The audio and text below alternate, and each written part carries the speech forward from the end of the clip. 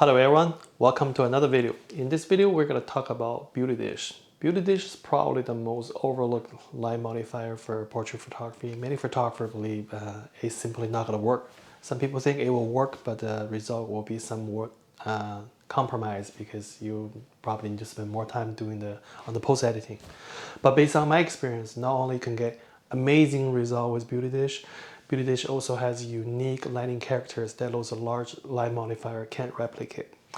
People shy away from beauty dish because the problem like a harsh light and the shadows not flattering.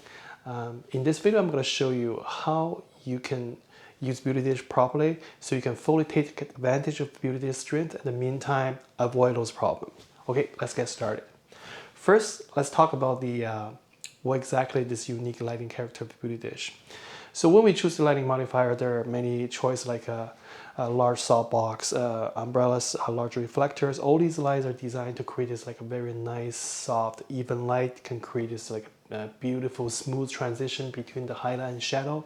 Many times it's ideal for portrait photography. But is this the only choice we should have? Of course, that's not the case. For certain lighting conditions, you will find out these large soft light is not the best way to do it. For example, when you're shooting outdoor on a sunny day, and the dominating ambient light gonna be the sun, so which means no matter it's background, foreground, everything gonna be under this harsh light.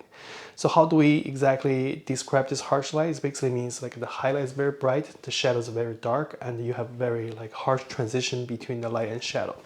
So when compared with this type of lighting, you will find out that those like a super soft even light will be such a mismatch compared with ambient light. So end up your subject feel like it doesn't even belong to the environment. And so this is one way to create that flashy look. Many people think flashy looks because there are too much light, but actually it's not just about the quantity, the quality matters as well. So now let's take a look at the beauty dish. Beauty dish have this like a harder, more contrasty look. It kind of the light quality fall between the sun and those super soft light from the large softbox. Compared with those large softbox or like a large light modifiers, umbrellas, etc., beauty dish has this like more of like a punchy, defined look and still maintain this smooth transition between the light and shadow. So you can find out the beauty dish just match the sunlight much better. And then in time, beauty dish also is better to create, maintain the skin texture by showing those like a specular highlight. This is especially the case when you're using a silver beauty dish. That's why I use silver beauty dish a lot. I almost always use the silver one. And some people ask me, do you use those diffusion soft in front of the beauty dish? I never use them. I just use the silver one. Okay, so now we understand the silver beauty lighting character, and it's a better match with the sun. So you can create this like a beautiful lighting on your subject and still make your subject looks like they belong to the environment. So how about the drawback of the beauty dish? So people's concern about those harsh shadows, how we deal with that. So the main reason you have a harsh shadow is because you're not blending your light with the ambient properly. So when we're talking about blending the ambient light with our strobe, we're not talking about mix these lights together. Like for example, you put two different liquids in a container and they'll mix them. It doesn't work that way. When you're blending the light, we're talking about blending in function.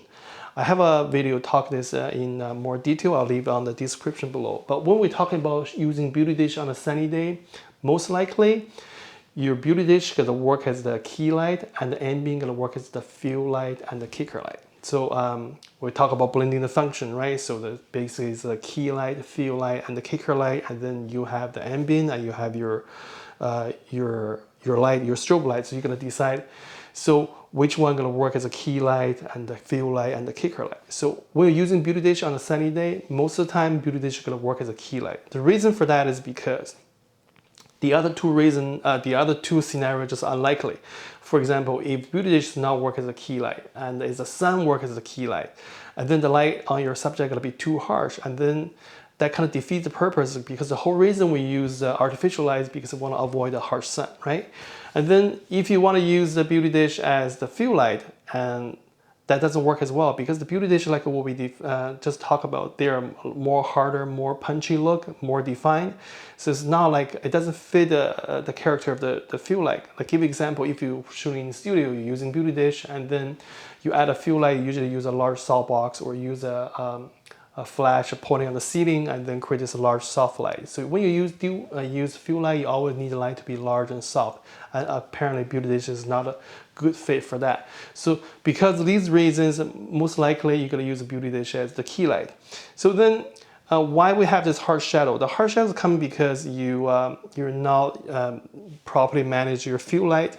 You make the fill light too dark. For some reason, there's still some photographers believe that when you're shooting outdoor, you're blending the lights, you always underexpose the ambient by like 2/3 of a stop or something. I personally don't think you should follow that way. Sometimes you might need to, but it shouldn't work that way. You should always take a look at your photo and then decide what is the proper exposure for your ambient. So when you have a harsh shadow, the main reason is because your ambient is too dark. But controlling the ambient, of course, you can slow down your shutter speed. And if you don't understand this, like let me just quick explain that. And the flash and the ambient light work differently, because flash is just like a huge amount of light in a very short period of time. So your shutter speed have no effect on your strobe light, but your shutter speed has a direct effect on the ambient light, because ambient light is constant light. The faster shutter speed, the darker the ambient light. So when you see a harsh shadow, so what you need to do, you slow down your shutter speed. So you bring the ambient light back. So then the balance between the key light and the fill light is more harmonized. So that way it looks more natural. So that's how you kill this harsh shadow. But of course, you risk overexpose the background. That's why when you're using beauty dish or you're using any small light modifier, and then you have to be very careful on when you're picking the background. And then also you need to think about, be careful about the angle of the sun. The reason for that is because many times the sun works as a kicker light.